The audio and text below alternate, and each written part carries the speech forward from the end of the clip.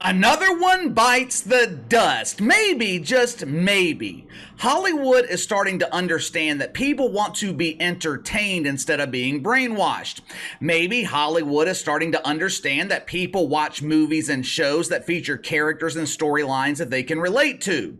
Now, I put a lot of emphasis on the maybe because I highly doubt Hollywood's coming to that realization. One thing about parishioners and deacons at Woke United Methodist that I'll give them credit for, they are very persistent. They don't give up easily. That's why all of the nominees for the upcoming Huge Embarrassing Failure Awards, they all have one distinction in common. They are all parishioners at Woke United Methodist. Us normal people, we have a tendency to learn from our mistakes. We learn from our failures. The shit fucks, they will continue down the path of failure until you submit to compliance. Right now, in entertainment, we are living in this era of nostalgia. I think one of the main reasons for that is times are so bad right now under the administration of John Biden that people are reminiscing on the good times. Hollywood, they are looking to monetize that nostalgia by remaking classic movies and TV shows. The problem is, they are going about this in the wrong way, and it's costing them millions of dollars. Now, I consider A League of Their Own to be a classic film. The film was originally released back in 1992 and was loosely based in fact. It followed the women of the All-American Girls Professional Baseball League, a league that was started and established during World War II when the men were busy fighting the war. Now, if you are going to remake a classic, you better be damn sure you're doing it the right way. Now, you can modernize it, you can tweak some details, but you want to make sure that you are honoring the original. Last summer, Amazon released season 1 of A League of Their Own. Now, this show was heavily promoted. They spent hundreds of thousands, maybe millions of dollars promoting this show. This is going to be amazing! Women handling sticks and balls, zero toxic masculinity. Oh, girl power! Now, the original movie, it glorified women, real women. You know, women who were married to men, real men. The original movie highlighted the traditional relationship between a man and a woman. The main character, Dottie, I think her last name was Henson, Dottie Henson, she ends up leaving the team in the middle of their playoff run to go home with her husband who had just returned from the war. She comes back for the championship game with the full support of her husband. The original, it shows the women hanging out in bars looking for some masculinity to take home. It also shows society's attitude towards women's sports at the time. Now, as soon as the men returned home from the war and Major League Baseball could resume, the owners of the league, they shut it down. They shut down the women's league.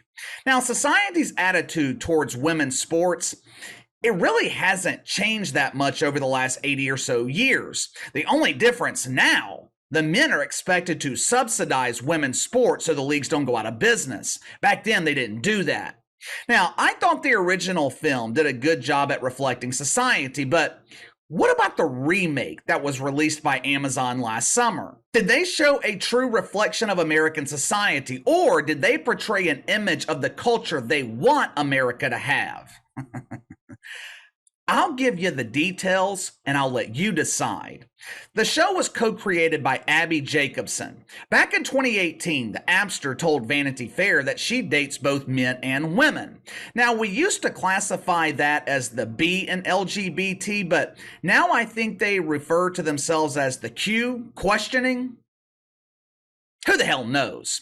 Abby was inspired by the original release from 1992. When asked how she would describe the original movie, the Abster claimed that it was an iconic gay movie. There were so many G's, so many L's. The original was a true reflection of the important letters of the alphabet. I have seen A League of Their Own hundreds of times. Matter of fact, me and my girlfriend, we just watched it again last week. Out of the hundreds of times that I have seen this movie, not one time do I remember thinking, this movie's super duper gay. I enjoy massaging myself along with Tom Hanks every time he got drunk and massaged his cucumber in the dugout. I don't remember seeing an identifier throughout the entire movie. The only time there was some male on male action, it involved Tom Hanks introducing his hand to his balls. I don't remember seeing a woman on the team applying Just for Men in the locker room, but that's okay. That's okay. Because Abby Jacobson had a solution for that.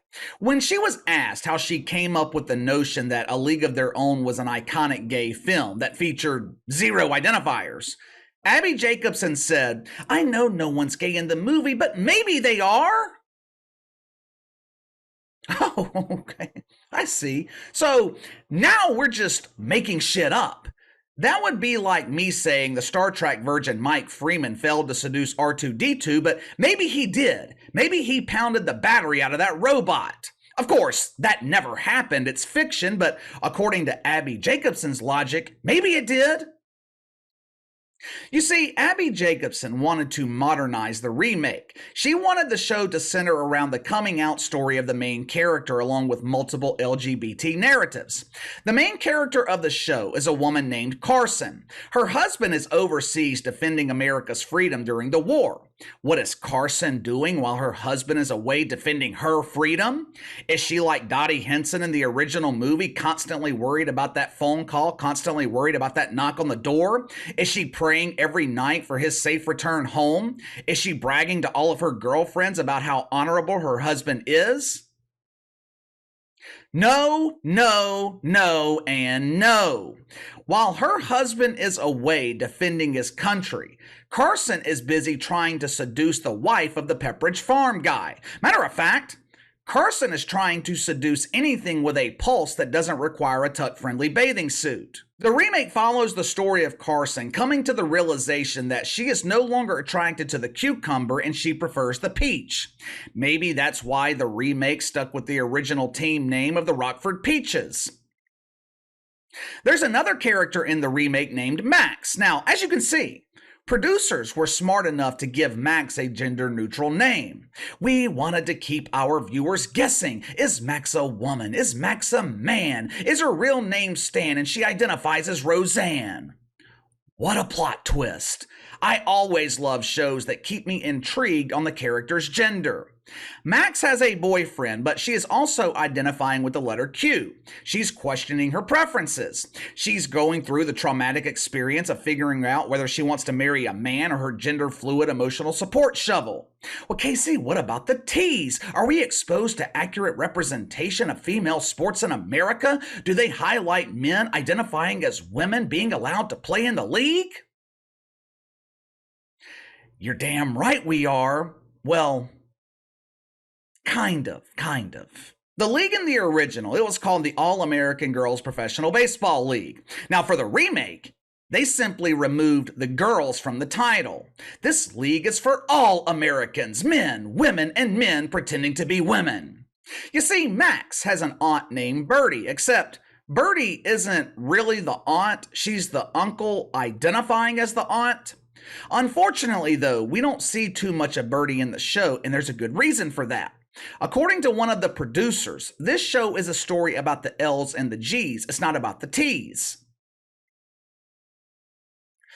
Well, that doesn't sound very inclusive to me. How are people like Leah Thomas going to relate to this show? Shouldn't they have strong characters they can relate to?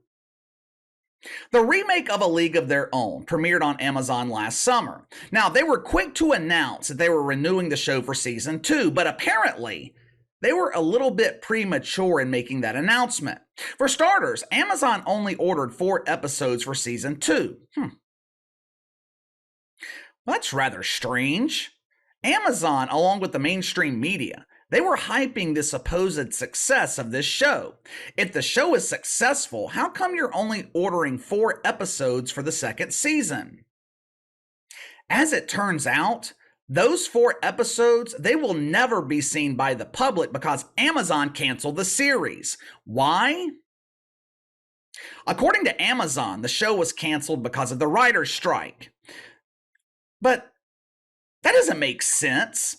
Popular shows, they don't get canceled over a temporary writer's strike. Sure, they'll go on hiatus, but networks and streaming services, they're not in the business of canceling shows that are drawing viewers to their platform and making money, especially shows that are just starting their run.